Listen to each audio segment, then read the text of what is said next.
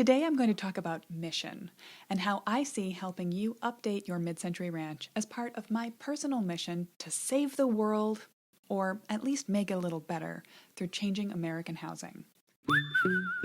Hey there! Welcome back to Mid-Mod Remodel. This is the show about updating MCM homes, helping you match a mid-century home to your modern life. I'm your host, Della Hansman, architect and mid-century ranch enthusiast. You're listening to Season 2, Episode 4.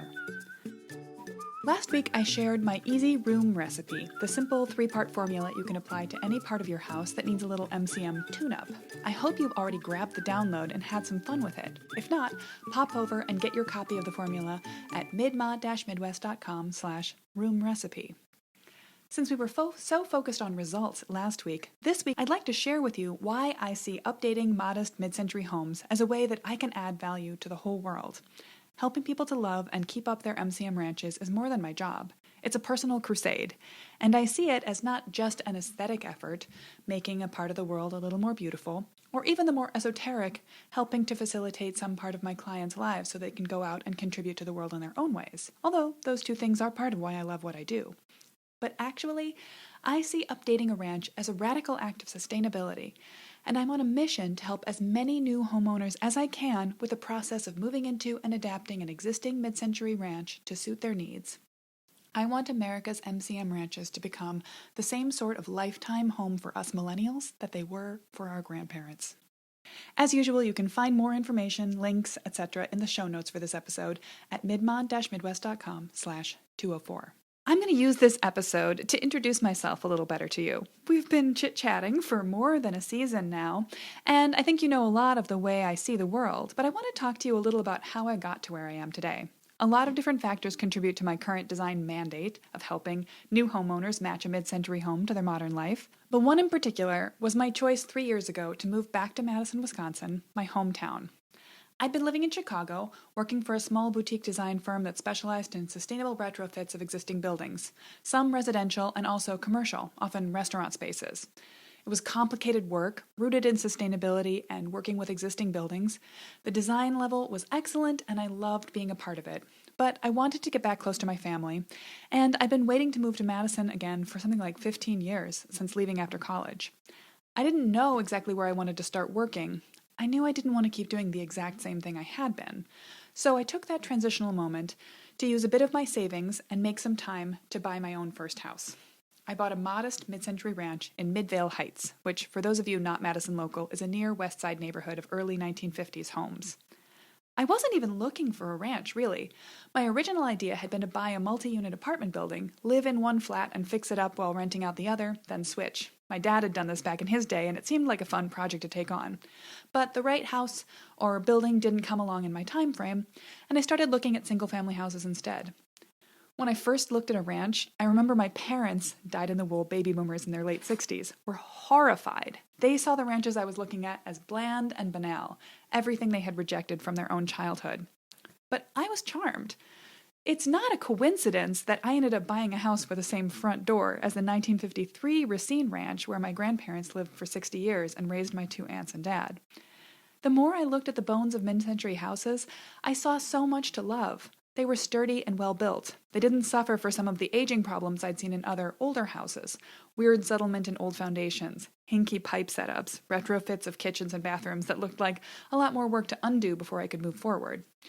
And one of the things that sold me on my own home were its charming mid-century details. I loved the hardwood that I knew was hiding underneath the carpet, and I was obsessed with the gleaming amber shellac finish on the original plywood doors. I jumped in. Now, even though I'm an architect and had spent my career in residential design, I didn't consider myself an expert in mid-century design at that point. So, as soon as the ink on the closing papers was dry, I hit the library, looking for a resource on how to fix up a mid-century ranch house. Sidebar: I nearly always live near a library. Actually, every home I've chosen for myself as an adult, every apartment that I've lived in since college has been within walking distance, often within a few blocks of a library. And my current home is no different. It's actually just 2 blocks away from the best, in my opinion, branch on the west side of Madison. So Madison has a good library system.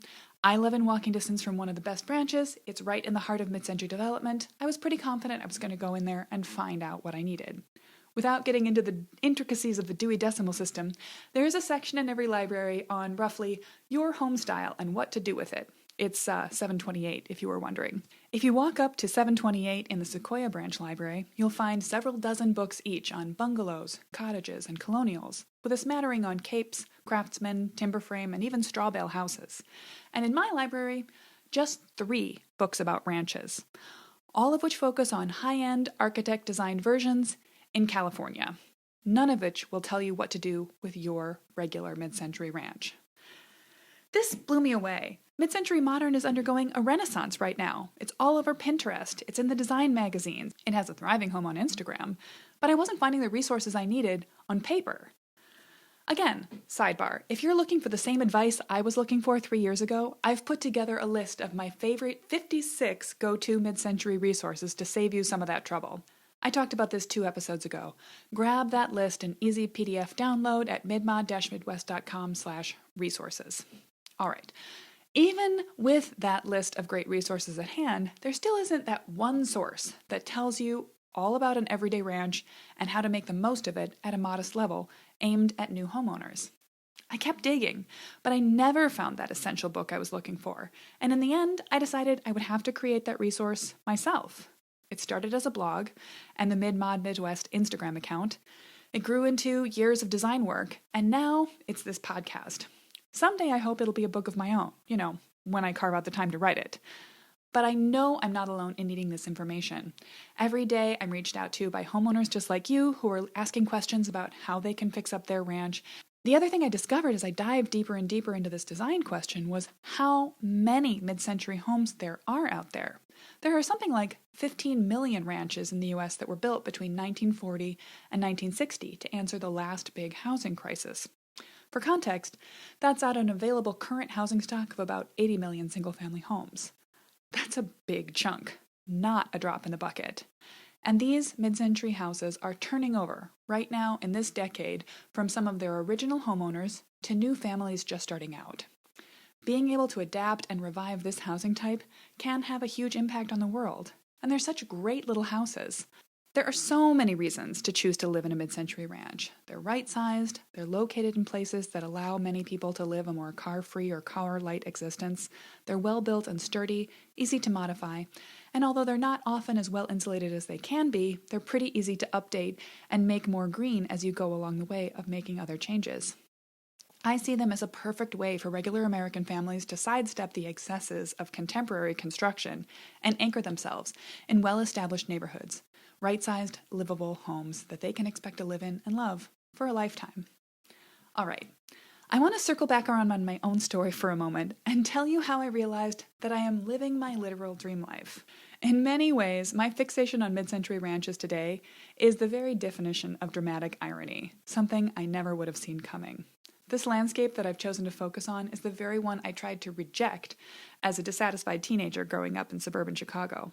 I went to high school in a town with a small historic core and a nice little main street, surrounded by late 70s ranches and split levels, but the town was rapidly developing around us, and all of the new development going up was the worst, really the worst excess of McMansion nonsense.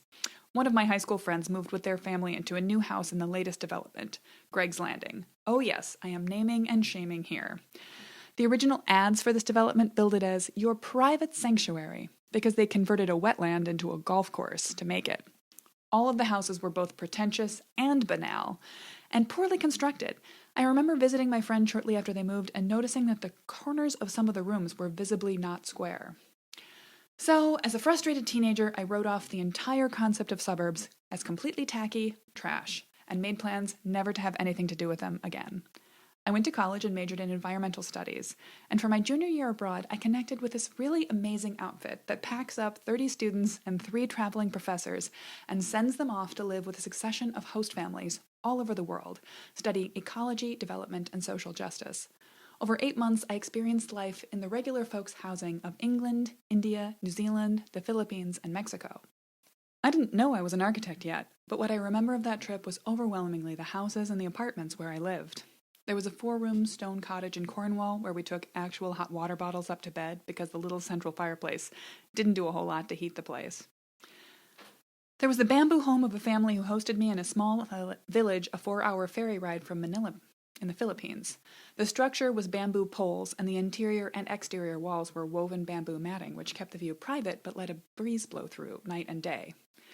Lest you think of this house as primitive, the eldest son owned a stereo system which surpassed anything I've ever seen to match back here in the States. In India, I spent 2 weeks in the mountain city of Shimla. I lived in an apartment building set into a slope so steep that it could only be accessed by stairs. There were 2 roads through that part of town, one low and one high, and if you lived in the middle, you either walked up or down several hundred steps to connect with the road. Everywhere I went, there was a different predominant style of housing that had been developed to suit the place and the culture of the people who lived there. During that trip, I decided I would become an architect. I would change the world by fixing American housing. A reasonable goal, right? Well, what I didn't realize at the time were several key things. 1, most architects don't work in residential design. And 2, those that do are not accessible to regular American families. In fact, the common number batted around within the field of architecture is that only 1% of Americans will ever work with an architect. Eep, that's the 1%.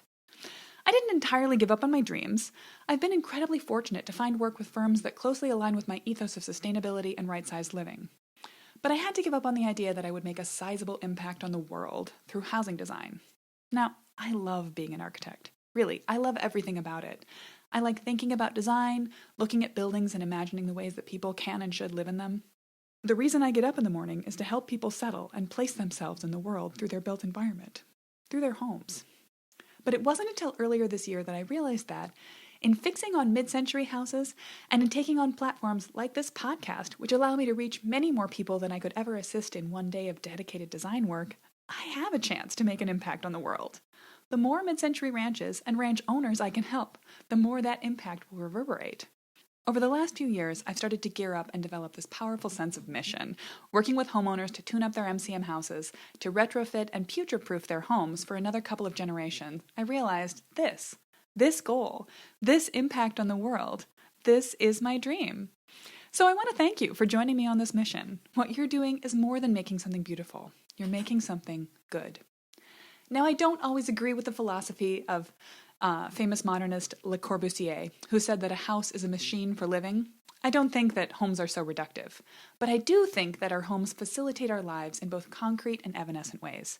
They shelter and inspire us, keep us going through our own goals. I'm not a residential architect by accident. I have always believed that the homes we create for ourselves define and reinforce what we do in the world. I want to wrap up by talking about the fate of a mid-century house. The worst outcome for a recently sold MCM home is that it gets bulldozed and replaced by an unnecessarily bigger, out-of-period one in the neighborhood. But another sad scenario for mid-century ranches is for them to be viewed as simply a starter home. They can be seen as a place where someone lives for just a few years, makes a few cheap changes, builds a little equity, and then moves on to something bigger and hypothetically better. Everything about that idea, the rapid turnover, the cheapness of the upgrade, the cycle of energy, of movement, purchasing and discarding things for a new place, this is all part of the dark side of the cycle of how Americans tend to house ourselves. And it plays into a sad statistic I learned a few years ago talking to an owner of a small tile company. They said the average lifespan of a tile in an American house is 7 years. Oh my gosh. Tiles put in place by the Romans are still there. There is no reason for us to be putting on and taking down these elements of our houses in this disposable way. Now, don't take this as a dig if you're currently living a house you view as a starter home, or if your job, family, and other circumstances mean you need to move on in a few years. That's okay. Take care of your ranch the best way you can, and we'll always be friends. But allow me to paint a picture for you of the ideal outcome for a mid-century ranch that's been home to the same family since nearly the day it was built.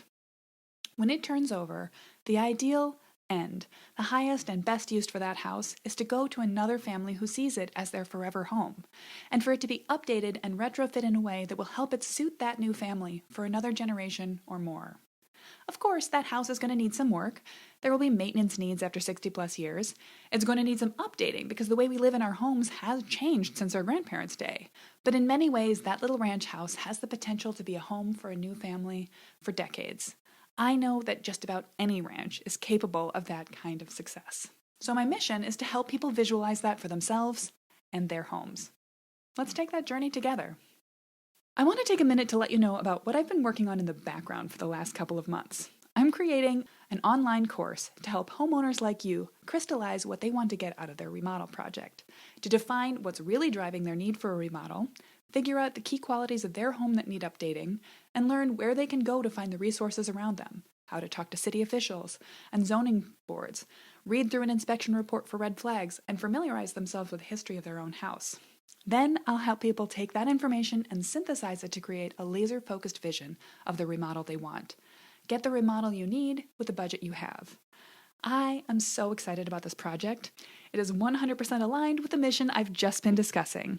Help spreading the word about the greatness of mid-century houses and what they can be for a next generation of families. I'll be announcing more details about the course soon, so stay tuned. But for the moment, if this already sounds like something you'd like to know more about, pop your name onto the waitlist that's going to be in the show notes for this episode. Be the first to find out what's going to happen with the course. If you're listening to this episode in the future and the course is already underway, don't worry. You can still be a part of it. I'll be doing this more than once. Remember, just pop your name on that same waitlist, and I promise I'll keep you up to date on what's going on with the course. As always, you can find links, pictures, and a summary of everything I've just covered in this episode on my website at midmod-midwest.com/204. Have a question? Find me on Instagram where my handle is at midmodmidwest, and the podcast's handle is Midmod Remodel Podcast.